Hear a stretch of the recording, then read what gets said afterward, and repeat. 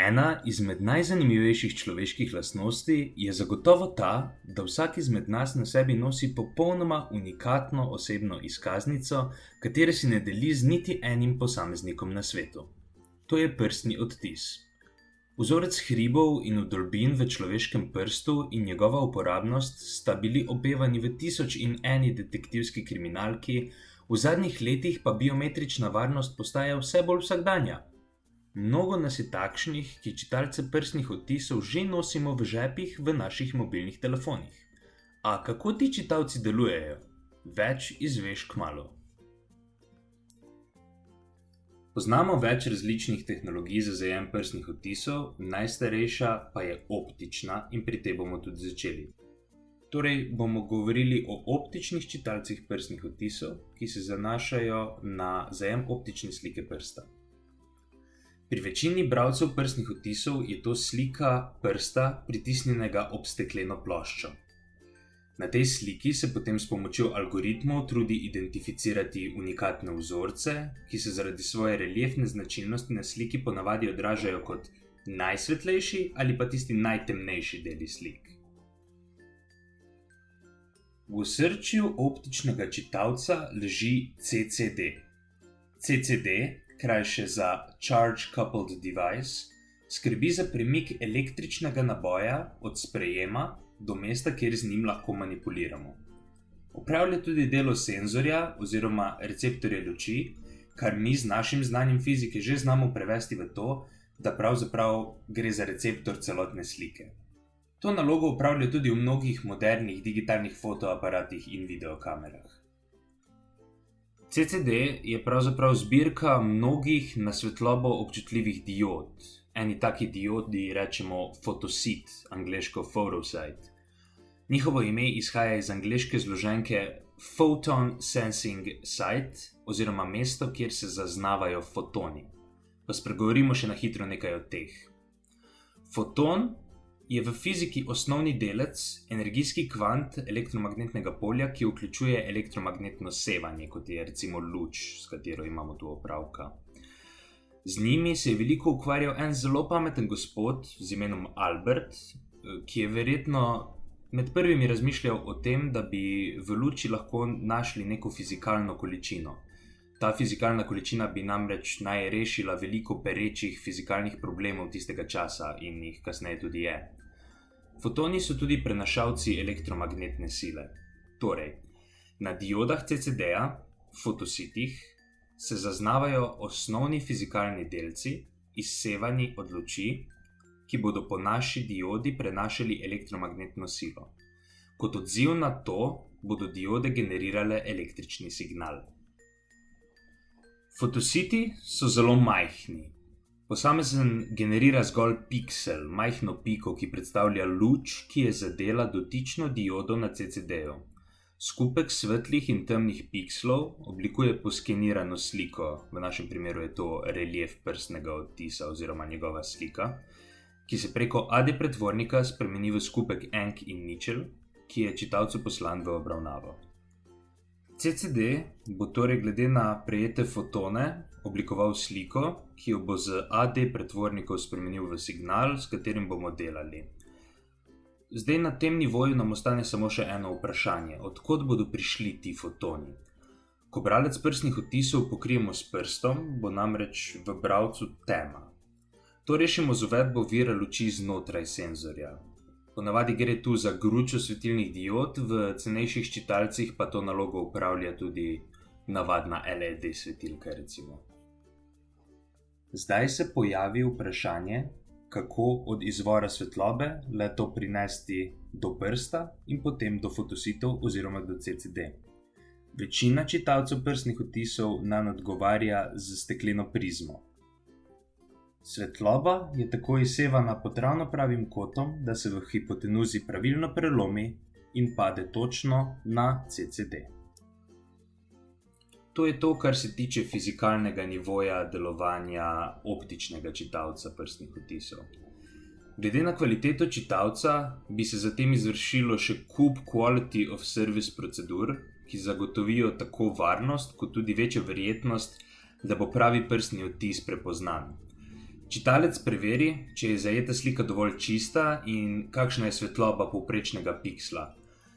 Če je le-ta pretemna oziroma presvetla, ob zavrnitvi slike nekateri čitalci sami spremenijo moč svetilnosti diod ali pa čas osvetlitve v CCD in še veliko drugih podobnih funkcij, ki izboljšajo delovanje in zanesljivost. Optični čitalci pa imajo tudi svoje slabosti. Očitno je, da steklena prizma in svetilne diode zavzamejo kar veliko prostora, torej bi jih težko stiščali v moderne mobilnike ali pa druge naprave, ki se iz leta v leto samo še tanjšajo.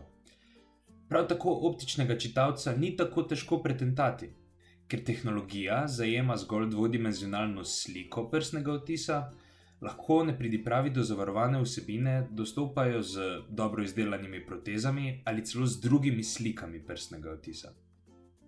Nova tehnologija čitalcev mora torej biti veliko kompaktnejša, njena metoda zajema pa se mora zanašati na tridimenzionalni relief in ne zgolj na njegovo dvodimenzionalno sliko. Vse te pogoje izpolnjujejo kapacitivni čitalci prstnih odtisov, o katerih se bomo več pogovorili zdaj. Cilj kapacitivnega bralca prstnih odtisov je enak cilju njegovega optičnega brata. Želi generirati sliko prstnega odtisa oziroma sliko njegovih grebenov in dolin. Namesto z lučjo pa kapacitivni senzorji to počno s pomočjo pretoka električnega naboja. Senzor je sestavljen iz enega ali iz več čipov iz polprevodnega materiala. Ti materiali, s silicijem na čelu, so zaradi svoje izjemne sposobnosti menjevanja med stanjem prevodnosti in med stanjem izoliranja električnega toka revolucionirali tehnološki razvoj. Prav ta lastnost polprevodnih materialov namreč omogoča delovanje celotnega vezja, ki ga najdemo v čipih kapacitivnega čitalca. Temu vezju rečemo integrator.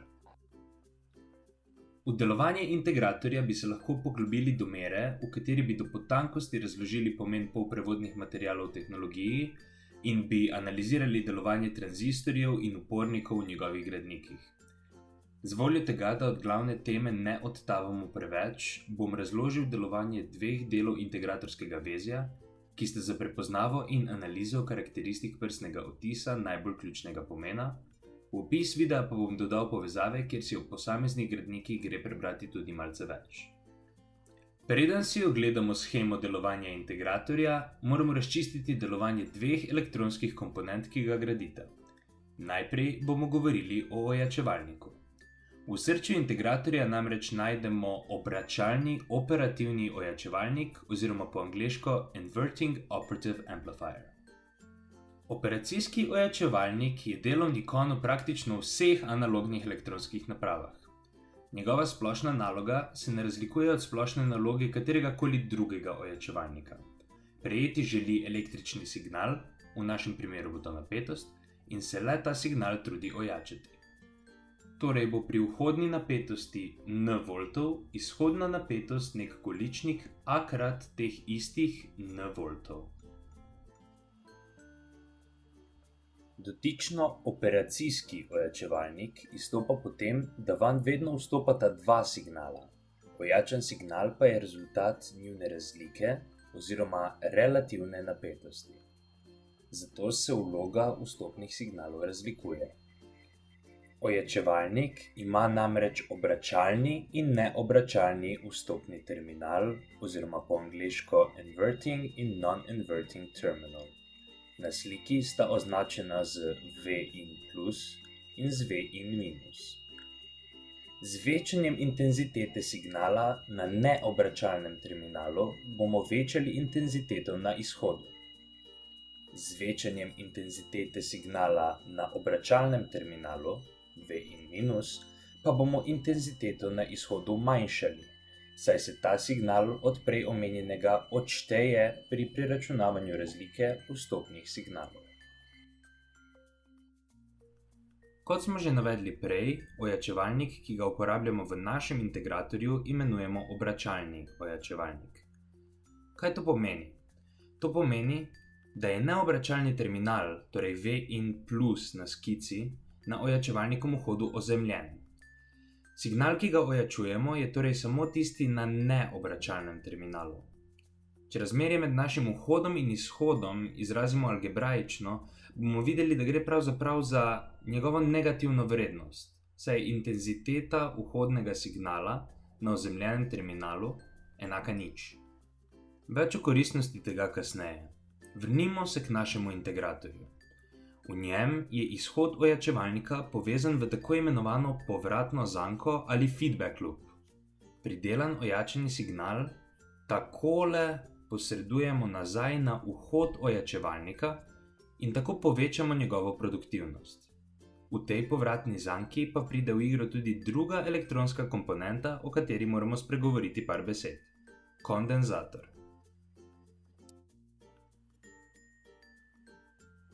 Namen kondenzatorja je hranjenje električnega naboja. Tudi v najpreprostejšem kondenzatorju, ki mimogrede ni nič kaj drugačen od tega, ki ga bomo uporabili v našem čitalcu prstnih odtisov, bomo našli njegovi osnovni komponenti. 2 kosa prevodnega materiala, za primer uporabimo kovinske ploščice, med seboj ločena s plastjo dielektrika. Ko bomo na kondenzator priključili vir napetosti, bo njegov pozitivni terminal pritegnil elektrone na ploščici, na katero je priklopljen. Posledično bo ta postala pozitivno nabita zaradi pomanjkanja elektronov v primerjavi s količino pozitivno nabitih protonov na njej. Ravno obratno se bo zgodilo na nasprotni strani, ko bo negativni terminal vira napetosti odbijal negativno nabite elektrone na ploščico, na kateri bo prevladal negativni naboj. Ker sta ploščici ločeni s plastjo dielektrika, se naboj koncentrira na ploščicah in ne potuje nazaj, saj se proces ustavi na tisti točki, ko sta privlačna sila vira napetosti in pozitivno nabite ploščice enaka. Istočasno sta seveda tudi odbojna sila vira napetosti in negativno nabite ploščice enaki. Elektroni posledično mirujejo. Seveda, to traja do takrat, če se proces prej ni ustavil iz kakšnega drugega razloga, kot sta dosežena kapacitivnost ali izklop vira napetosti. Zakaj pa ploščici sploh morata biti ločeni s plastjo dielektrika? Če nje ne bi bilo, bi bil krog zaključen in v tem primeru bi elektroni lahko prosto potovali. Tako ne bi prišlo do akumulacije nabojev, ki jo seveda želimo. Zato je ta plast še kako pomembna. Kondenzatorjevo zmožnost zadržati neko količino naboja imenujemo kapacitivnost kondenzatorja. Ta bo za našo uporabo še posebej pomembna. Kapacitivnost je definirana z enačbo C, kapacitivnost, je Q normirano z V, kjer Q predstavlja količino naboja na eni strani kondenzatorja, V pa napetost oziroma razliko v električnih potencialih med ploščama kondenzatorja. Za razumevanje delovanja čitalcev prstnih odtisov je morda še najbolj pomembno razumevanje dejstva, da sta magnituda naboja ploščice in napetost med obema ploščicama med seboj povezani oziroma odvisni druga od druge. Ker se z jakostjo naboja viša oziroma niža električni potencial okoli posamezne ploščice, se napetost med posameznima ploščicama sorazmerno veča z večanjem jakosti. Zdaj, ko sem na skici povečal magnitudo nabojev na ploščicah, bi se okoli desne električni potencial zmanjšal, okoli leve pa povečal. Zaradi večje razlike bi se povečala tudi napetost med obema ploščicama. Na osnovi tega lahko sklepamo, da kapacitivnosti kondenzatorja s spreminjanjem napetosti ali naboja ne moremo spremeniti, saj sta ta med seboj odvisna. Spremenimo pa jo lahko s spremembo ali premikom ploščic samih. In točno na podlagi tega deluje kapacitivni čitalec prstnih odtisov. Kako pa zdaj v vse to vpletemo prstne odtise? Obrnimo našo skico kondenzatorja takole. Tu je ena izmed ploščic na vrhu čitalca prstnih odtisov in ena takoj pod njo. Tukaj in tukaj sta tako naši ploščici. Med njima je plast dielektrika. Tudi celotna celica je obdana z dielektrikom, torej po vrhu potegnemo še eno plast dielektrika. Človeško telo je, tako kot naši kovinski ploščici, prevodnik električnega naboja. Prosim, verjemite mi in ne vtikajte prsta v električno vtičnico. Ker je prst prevodnik, se ob stiku s kondenzatorjem obnaša kot tretja ploščica oziroma ustvarimo še en kondenzator med to ploščico in prstom. Napetost se zaradi razlike v električnih potencialih tako ustvarja tukaj in kasneje tudi tukaj. Kot smo prej izpeljali, lahko kondenzatorjevo kapacitivnost spreminjamo s premikom prevodnih elementov. Torej bi se kapacitivnost tega zgornjega kondenzatorja spreminjala s približevanjem ali oddaljevanjem našega prsta. S tem bi se spreminjala tudi pridelana električna napetost, ta sprememba pa bi se prenesla po celotnem vezju. Tovrstnih kondenzatorskih celic pa je v čitalcu prstnih odtisov mnogo.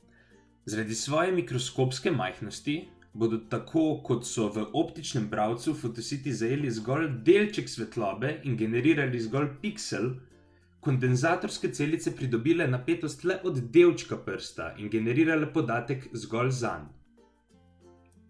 Ker je naš prst sestavljen iz grebenov in vdolbin, bo kapacitivnost kondenzatorja pod grebenom večja od kapacitivnosti tistega pod vdolbino. Tam bosta plasti prevodnikov namreč bolj oddaljeni od tistih pod grebenom. Kondenzatorja različnih kapacitivnosti bosta pridelala različni napetosti, na podlagi teh napetosti pa bo naš čitalec prstnih odtisov generiral sliko prstnega odtisa, saj zna prevesti pridobljeno napetost v podatek, ali je nad dotično celico greben ali vdolbina. Tu je poenostavljena shema našega integratorja, ki biva v vsaki celici čitalca.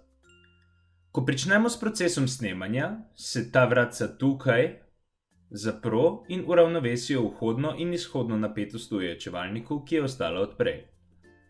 Ko stikalo znova odpremo, vir napetosti, tukaj, dovaja konstantno napetost v vezje. Kondenzatorji se nabijajo do mere, do katere se lahko. Kapacitivnost kondenzatorja, ki je vključen v povratno zanko, torej tegale tukaj, vpliva na vhodno napetost na ojačevalniku, saj je izhod povezan nazaj na vhod. Tako se spremeni tudi izhodna napetost na ojačevalniku. Ta izhodna napetost je podatek, ki ga posredujemo v obdelavo. To se bo zgodilo v vsaki celici, računalnik pa bo glede na prejete podatke konstruiral sliko prstnega odtisa. Prednosti kapacitivnih bralcev prstnih odtisov sta njihova kompaktnost in dejstvo, da jih je težje pretentati. V primerjavi z optično tehnologijo je tukaj že potrebna uporaba dobro izdelane tridimenzionalne proteze. Nove tehnologije čitalcev, vodilna izmed katerih je ultrasonična, se ob dodajanju varnosti z večjo natančnostjo trudijo predvsem ponuditi možnost vključevanja čitalca v naprave iz različnih materialov in izboljšati kvaliteto s tehnologijami, ki so zanesljivejše v vsakodnevnih scenarijih, kot so mokri ali umazani prsti recimo. Ultrasonična tehnologija se zanaša na obstreljevanje prsta s signali, ki se vrnejo z različno intenziteto ultrasoničnega valovanja. Reprodukcija teh valov je, za razliko od kapacitivne tehnologije, tridimenzionalna.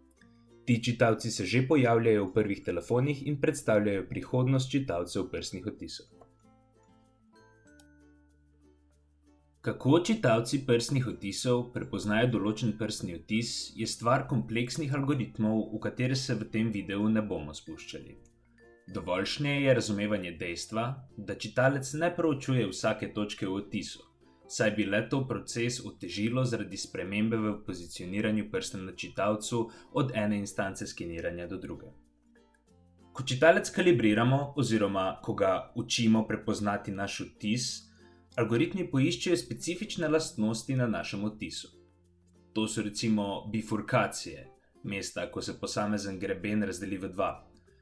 Konec grebena išče otočke, grebene, ki niso povezani z ostalimi izboklinami v prstu, delte ali obrate izboklin in tako dalje. Čitalec se nato trudi na odtisu, ki ga prebira, najti te detajle in analizirati njihovo relativno oddaljenost in orientacijo glede na ostale. Upam, da je ta video jasno razložil delovanje čitalcev prstnih odtisov. Za kakršnokoli razjasnitev me lahko kontaktirate na ta elektronski naslov. V vsakem primeru pa vam želim srečno in varno razpolaganje z vašo biološko osebno izkaznico tudi v prihodnje.